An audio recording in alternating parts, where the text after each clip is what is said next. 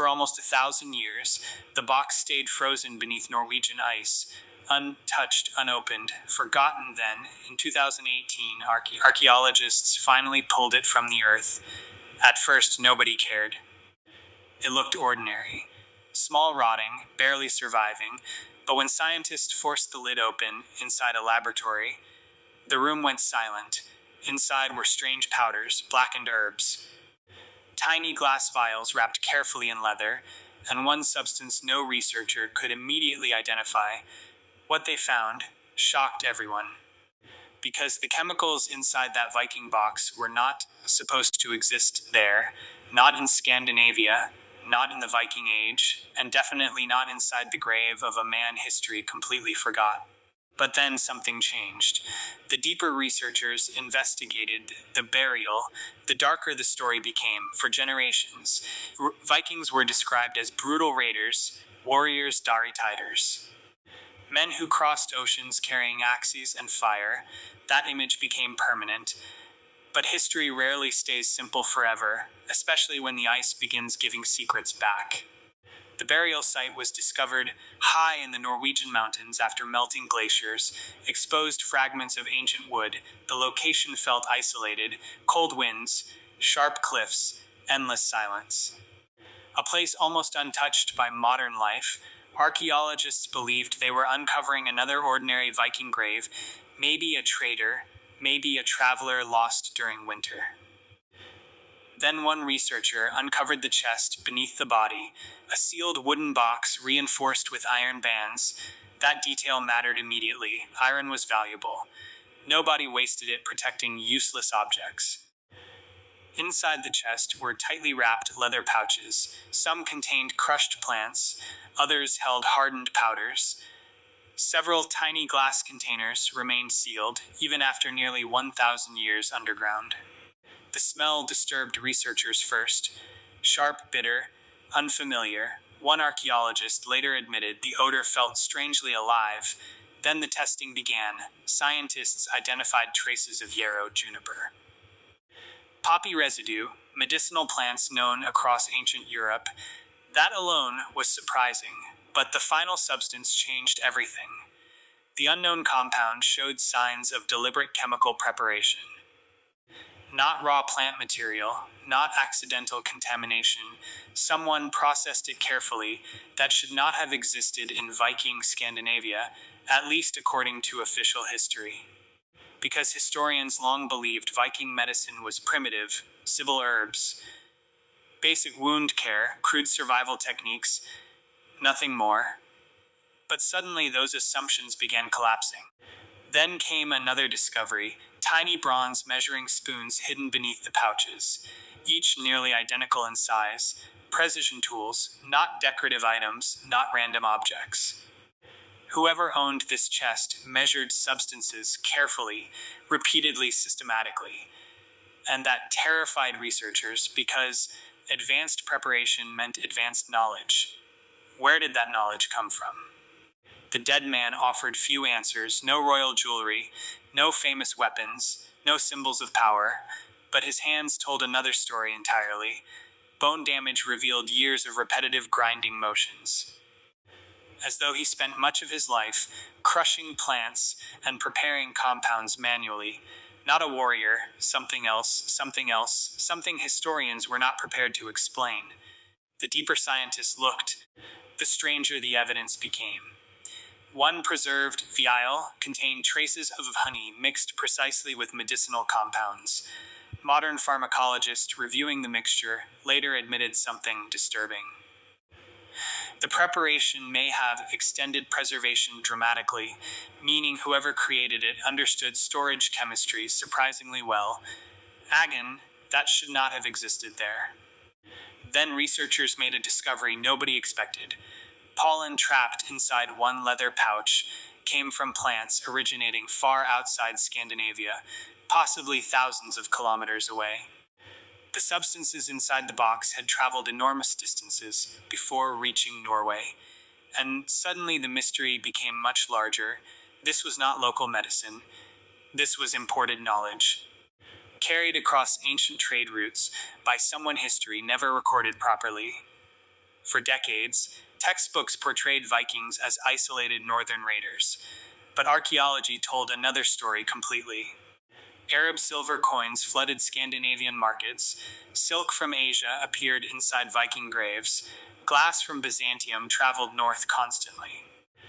The Viking world was connected to massive international trade networks, and where trade exists, knowledge travels too. Researchers return to forgotten historical records, searching for overlooked clues. Slowly, strange details began appearing everywhere. An Arabic traveler once described northern merchants carrying healing powders. Another medieval account mentions Scandinavian traders transporting preserved herbs during long river journeys. At first, historians ignored those details. After the frozen box discovery, they suddenly looked important, dangerously important. Then came the first major revelation. Chemical residue trapped deep inside the wood grain revealed repeated exposure to multiple substances over many years. The chest had not carried one shipment alone. It had been reused constantly, again and again and again. That changed the entire investigation. This was not a traveler carrying personal medicine. It looked organized, almost professional. One toxicologist privately called the chest a medieval pharmaceutical kit. Other historians hated that comparison immediately. They feared exaggeration. Sensational headlines, ancient drug conspiracies, but laboratory evidence refused to disappear. The substances were real. The preparation methods were real. And someone buried them intentionally nearly 1,000 years ago. Then the investigation took a darker turn. Researchers studying old Viking laws discovered repeated references to poisoning crimes, dangerous mixtures, contaminated drinks, punishments for hidden substances.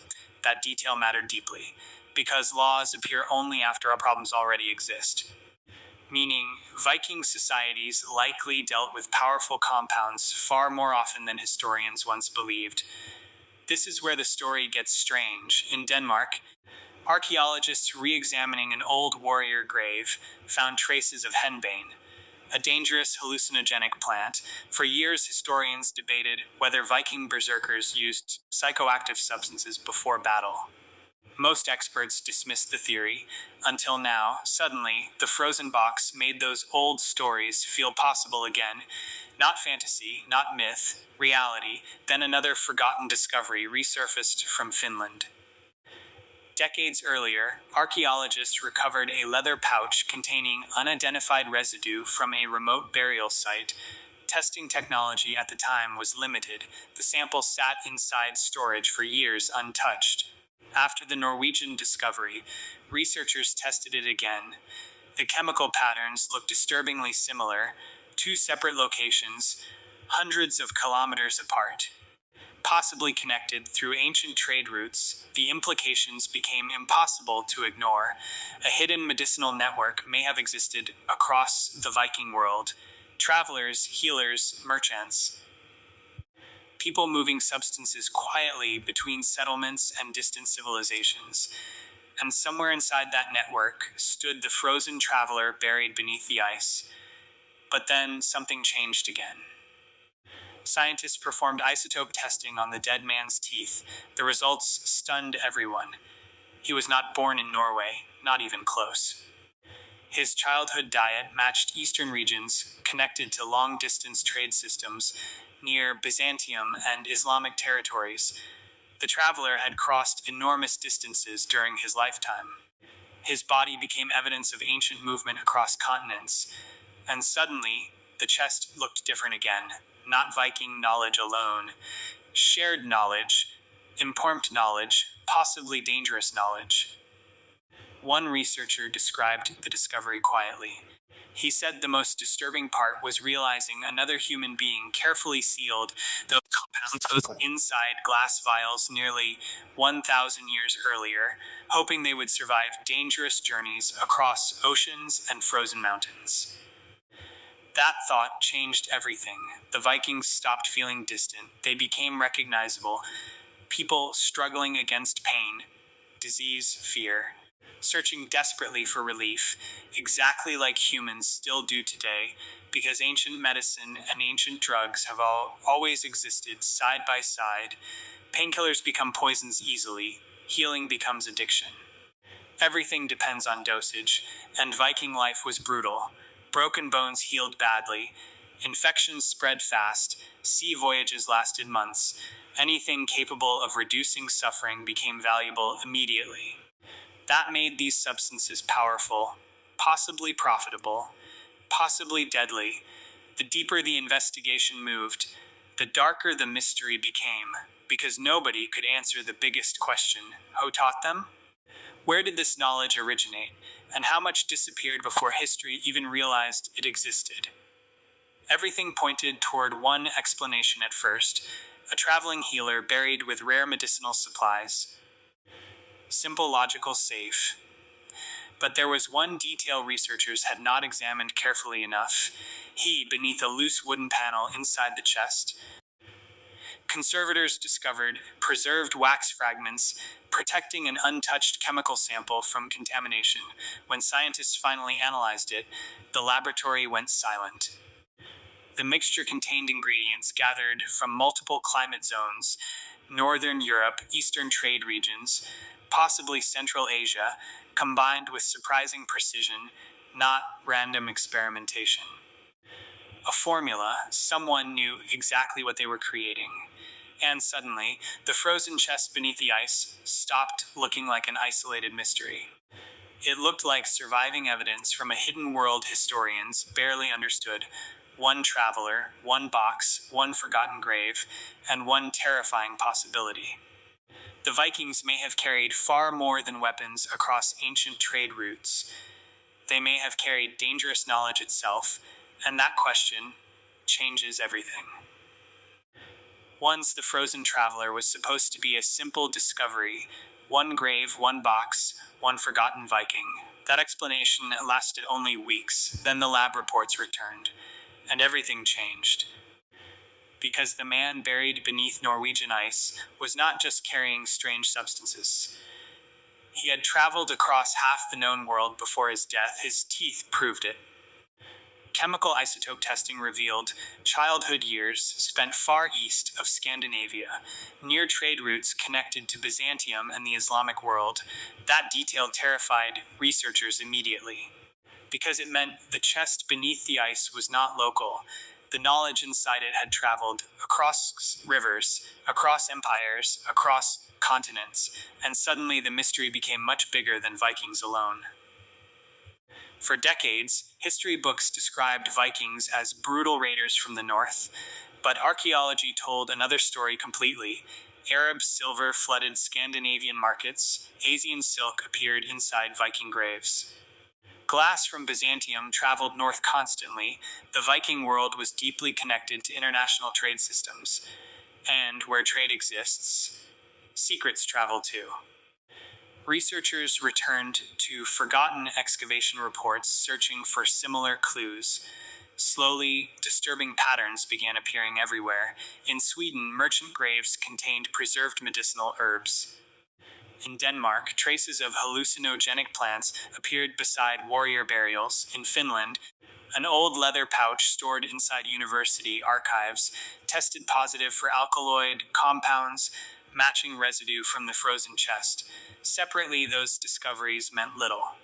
Together, they formed something impossible to ignore. A hidden medicinal network may have existed across Viking trade routes, travelers carrying prepared compounds between distant civilizations.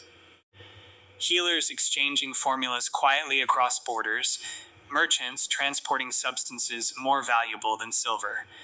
And somewhere inside that network stood the frozen traveler, buried beneath the ice. Then came the Byzantine connection. Glass experts studying the tiny vials from Norway noticed something strange immediately. The manufacturing style did not match typical Viking craftsmanship. The containers resembled products traded through Eastern Europe near Constantinople. That changed everything, because Byzantine medicine was highly advanced for its time. Hospitals existed there centuries before much of Europe developed similar systems. Medical texts circulated widely. Herbal compounds were catalogued carefully. If Viking traders interacted regularly with Byzantine merchants, what knowledge traveled north with them? This is where the story gets strange. A historian translating an overlooked Arabic manuscript discovered a passage describing northern traders purchasing prepared sleeping mixtures near ancient Caspian trade routes. The text never directly used the word Viking, but the descriptions matched Norse merchants almost perfectly. Longboats, northern clothing, foreign silver, portable medicinal compounds. Suddenly, the frozen chest no longer looked isolated. It looked connected, part of a larger system hidden beneath centuries of simplified history. Then the laboratory made another discovery. Chemical residue trapped inside the chest wood revealed repeated exposure to multiple substances over many years. The box had not carried one shipment. It had been reused constantly, again and again and again. That changed the investigation completely. This was not personal medicine. This looked organized, professional, almost industrial for its time. One toxicologist privately described the chest as a mobile pharmaceutical case. Historians hated that comparison instantly. Some feared sensationalism.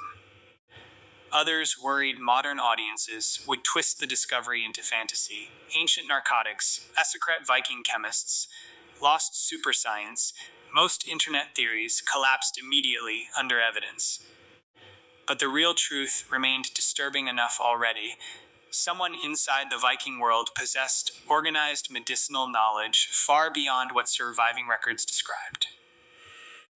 And nobody could explain how widespread that knowledge became. Then came the breakthrough that shocked everyone. Hid beneath loose fibers inside the chest, conservators discovered preserved wax fragments protecting untouched chemical particles from contamination. The samples survived nearly 1,000 years perfectly sealed. When scientists analyzed them, the laboratory went silent. The mixture combined plants from multiple climate regions, Northern Europe, Eastern trade territories, possibly Central Asia. The ingredients were measured carefully with astonishing consistency. Not random experimentation. A formula, someone knew exactly what they were creating. That realization changed the entire story. Because formulas require teaching, training systems, knowledge passed from one person to another, the frozen traveler may not have been working alone. He may have belonged to something much larger. And that possibility terrified historians, because history usually remembers kings and wars, not hidden networks moving dangerous knowledge quietly through ancient trade routes. Then researchers looked closer at the traveler himself. Bone wear patterns showed years of repetitive grinding and preparation motions. His hands resembled someone who spent decades crushing substances manually. Not a warrior, not a blacksmith, something else, a specialist. One researcher described him as a man carrying chemistry through the Viking world. That description spread quickly, and public fascination exploded. Media headlines became wilder every month. Ancient Viking drugs, lost psychoactive rituals, accurate warrior compounds. Most claims exaggerated the evidence heavily. But beneath the sensationalism remained one undeniable truth.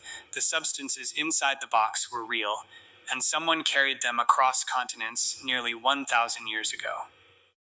Then investigators uncovered the darkest detail of all. Several medieval Norse laws referenced poisoning directly. Contaminated drinks, dangerous mixtures, heat compounds used during feasts and disputes. That mattered enormously, because laws only appear when problems already exist, meaning Viking societies likely dealt with powerful substances far more often than historians once believed. And suddenly the frozen chest looked less unusual, more familiar, as though it belonged to a hidden part of Viking life, erased from popular memory completely. One toxicologist studying the case later explained the discovery simply. The chemicals changed, he said. The human reasons never did. That line stayed with many researchers afterward. Because beneath every ancient mystery lies something painfully modern. Fear of pain, fear of death, desperation for relief. The Vikings were no different. Life during the Viking Age was brutal. Broken bones healed badly, infections spread quickly, sea voyages lasted months, war injuries rarely healed cleanly, anything capable of reducing suffering became priceless immediately. That made medicinal compounds powerful, profitable, dangerous, and possibly addictive. The frozen traveler may have crossed continents carrying substances people desperately wanted, maybe for healing. Maybe for escape, maybe both. We will probably never know. His real name vanished centuries ago, his language faded, his world collapsed into myth, but the box survived. And inside it remained proof that history is never as simple as people want it to be. The old image of Vikings still survives today. Axes, longships, violence. But now another image stands beside it. A lone traveler crossing frozen mountain paths carrying tiny glass vials hidden inside a wooden chest, not conquering kingdoms, transporting knowledge, possibly dangerous knowledge. And somewhere tonight, inside museum storage rooms across Europe, thousands of unopened artifacts still sit quietly in darkness. Boxes, pouches, containers dismissed decades ago as unimportant. Maybe most are empty, maybe not. Because the Viking Age ended, the trade routes disappeared, the travelers vanished, but the evidence did not. And somewhere, right now, another forgotten object may still hold the final piece of the story. We just haven't opened it yet.